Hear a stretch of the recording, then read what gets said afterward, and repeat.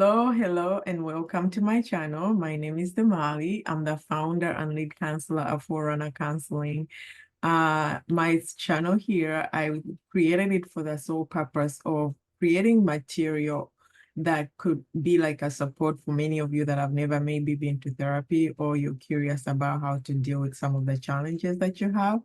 These are just short videos. They are not necessarily to replace you from going to therapy, but to give you like an idea of what some of the things you can do.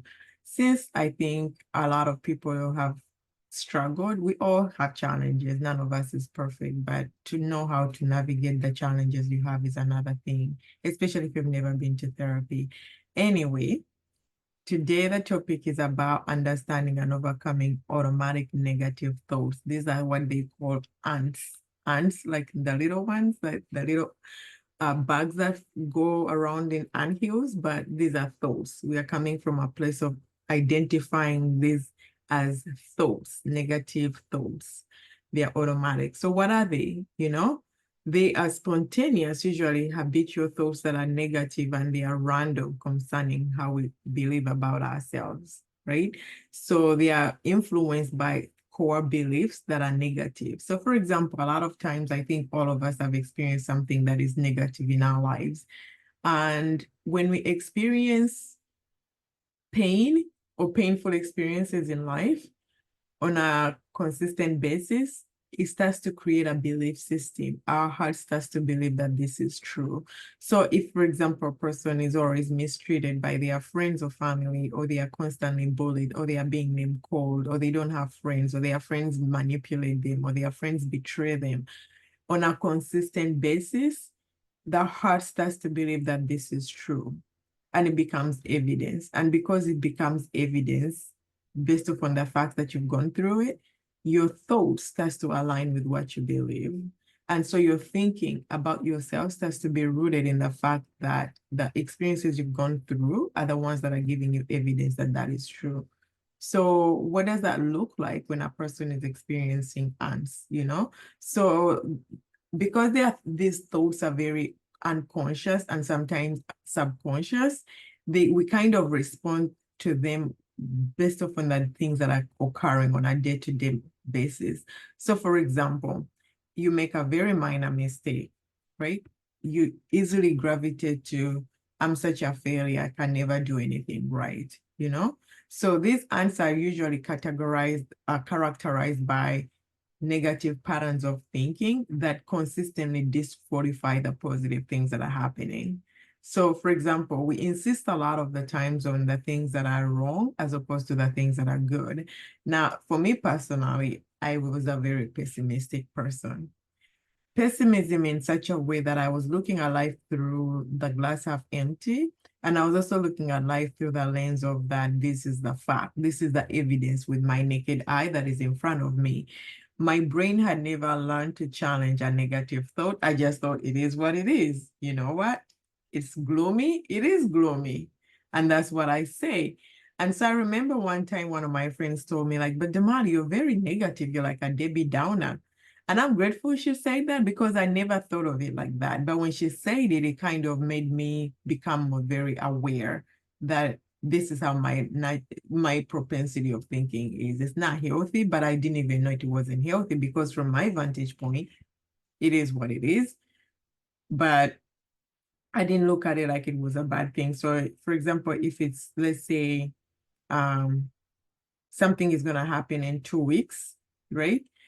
I engage today as if the 2 weeks have already happened. So let's say that it's going to rain in 2 weeks, or it's going to snow, it's going to be a blizzard in 2 weeks.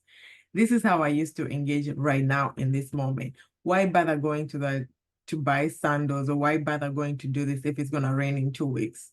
So my outlook on life would be from a very pessimistic viewpoint. Now you can think about it through, if a person is being mean, what's the point of making friends with anybody if people are going to be mean to you? I mean, it's twisted, but that's how we think. And I'm grateful that my friend did that for me, because she caused me to pause and think, is that how you really see me? Because from my vantage point, I'm being honest, I'm being realistic. It's going to snow, people are mean, blah, blah, blah. And I engage life, and that is true. And so when someone, and also for those of you that have never taken your temperament, the temperament kind of also helps you to see how you process information, because it kind of helps you to identify your natural born propensities. So for me, I have melancholy tendencies, meaning that I gravitate towards, let's say when it comes to socializing with people, of which I'm not actually melancholy in socializing. When it comes to socializing, I'm phlegmatic choleric. I express myself like, I don't care being here. But when I actually socialize with people, I was more coming from a place of like, what is in it for me? So I wasn't socializing because I was interested in socializing with you. I was socializing because there was something in for me. So if there was nothing in for me, I'm not interested. I know it is horrible, but I don't do that anymore. But that's the awareness that temperament kind of helped me to process. But cholerics in nature, they have melancholy tendencies because on the outside, these are people who can socialize and you think that they are charismatic, they are social, they are friendly, they charm you, right? But they are charming you so that they get what they want from you. And when they get it, they're out of your life. That's how I used to be. And I used to use people, and I think that the assessment read it to me as I tend to use people as tools to get what I want. And when I read that, I'm like, oh my God, I actually do that. And I started to evaluate my relationships. When do I call this person? When do I reach out to this person? And it was so evident that I only reached out when I needed something. I was like, oh, this has to change. But anyway, going back to the thinking, when we go into the way we interpret information, I gravitated more to the glass half empty. My outlook on life was like, again, from my vantage point, I was being realistic, but I was very negative. But my belief system hadn't even challenged. I didn't even know there was a belief system. But at the same time, the reason why I talked about temperament is like sometimes our natural bend is to see the negative. So if we never do anything about the way we think, we are just going to think that that is normal.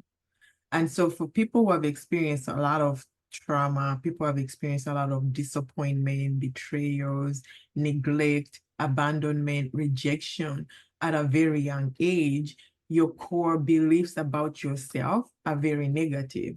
So when it comes to interacting or interpreting everyday events, you're interpreting them through those beliefs. And so it's very automatic that your thoughts align with what you believe, because thinking comes as a result of many times the beliefs we have come from what we have experienced. And so if we believe it to be true, then our thinking is going to be aligning with what we believe if we never challenge what we believe. And so that becomes a very negative experience. So how can somebody become aware of what their thinking patterns are? Maybe some of you have never thought about what you think or how you think. You want to consider the styles of interpretation your brain has when it comes to events.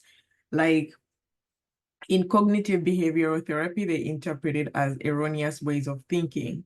And all of us have different erroneous ways of interpreting information based upon our temperaments and our experiences. There are people who fortune tell. There are people who catastrophize it. Like that's the fortune telling and catastrophizing are in the same category almost. Like you think of the worst case scenario, you disregard the good and you just go with the bad. There are people who only look at it like it should have been different as opposed to what it is right now. So we all have different ways of thinking, but you need to first of all become aware what your style of thinking is before you try to change anything, because you're not going to be able to change something you don't even know it is, right? So becoming aware of your thinking is one step towards managing those automatic thoughts, right? Pay attention when things are especially stressful. What is your natural tendency to interpret? Is it the glass half empty? Is the glass half full? Are you blaming yourself? All those things. So become aware that you have those ants in your mind. And the other thing is to learn how to challenge your thinking. When you challenge your thinking, this is where we go more into cognitive behavioral therapy. This is to challenge the way you're interpreting the event based upon your thinking, that you challenge your thoughts. But also many times in dialectical behavioral therapy, for example, we try not to judge it to be right or wrong, but we are more objective. We are looking at it from different angles to make sense of what it is so that we are not bound into right and wrong or either or, but there is more understanding of why we are thinking the way we think. And that way you become more able to manage the events around you as opposed to being stuck with something is wrong with me. But when you look at it from a 5-year-old vantage point, for example, if you were bullied, you can make sense of why you don't want to be around people who are strongly opinionated because your experience made you believe that people would always bully you. And so these people can be intimidating and other things. Also, right, you want to be able to pause when things are happening in the present. Don't react emotionally right there and then, right? So for example, if somebody calls you and maybe you had an event coming up, right? And the person changed plans and they're like, oh, we're not coming, I don't think we're gonna go, blah blah blah, right? Your interpretation through your answer is gonna be like, why don't people want to hang out with me? Why do people always cancel on me?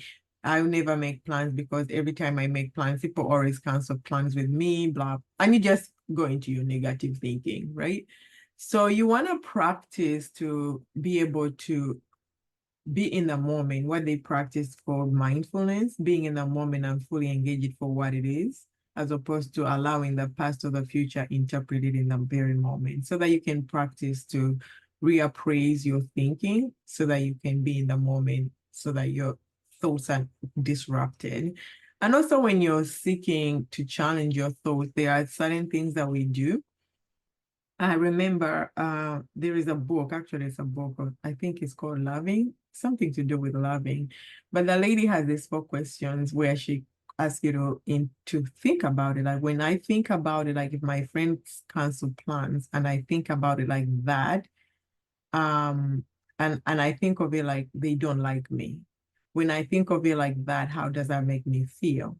Right? Is that how I want to feel? But she also goes into like, if I think of it another way, what would I say? Maybe something happened in their world that had nothing to do with me, and that's why they canceled the plans. Maybe there was a weather inclement like that changed plans, whatever the situation may be. But you're not just going all the time to just interpret things without challenging your thinking patterns at all, because that's really unhealthy. Because the brain is a muscle and we have to exercise it. We have to give it some exercises to practice, And when you're practicing, some skills may look like challenging your thinking. Sometimes it may look like engaging in scary things that you've never tried before. So at the same time, you're growing and you're expanding. They say that they what they call the neuroplasticity, that the brain has the capacity to evolve and change and grow bigger and expand its capacity to process and interpret and experience. So you want to give yourself permission to improve your mental well-being and your mental health, but awareness is number one. Now, for some of you that have never been to therapy before, or some of you have been to therapy, but you know that your thinking needs some work, because without realizing, not even realizing, but a lot of times how we feel is based upon how we think. So most of the anxiety, most of the panic attacks, most of all, and I'm not just generalizing this because I know we are human beings and we are very complex. There is triggers that are coming from trauma. I'm not saying that all of these panic attacks are just coming from the way people think, because people have experienced real trauma. That's why I say, like, when you experience traumatic events, those parts of yourself that are still stuck, they don't know how to interpret information from the lens of today. They interpret information from the lens of when they were traumatized. But anyway, I hope this give you some idea of what automatic negative thoughts are. And if you have more questions, please feel free to reach out to my website, forerunnercounseling.com. Email me, forward this to a friend that you know may benefit from it. And I do also have like a skills group for people who want to learn to develop skills on dealing with attachment wounds and trauma wounds. We meet every 2 Mondays a month. And you can get that information more on my website, forerunnercounseling.com. But if you've never been to therapy, maybe you want to start off by identifying what your temperamental needs are so that you know what your natural propensities are, so that you can see what your thinking may look like. Like Joyce Meyer used to say, you have stinking thinking. Your thinking stinks. You need to change it. So thank you so much for watching, and please like and comment and share. And if you have other topics that you actually would like for me to talk about, please put them in the comments so that I can present those teachings or those little clips of skills to you. Thank you so much again for watching. Again, my name is Damali, and I'll talk to you soon. Thank you so much. Bye.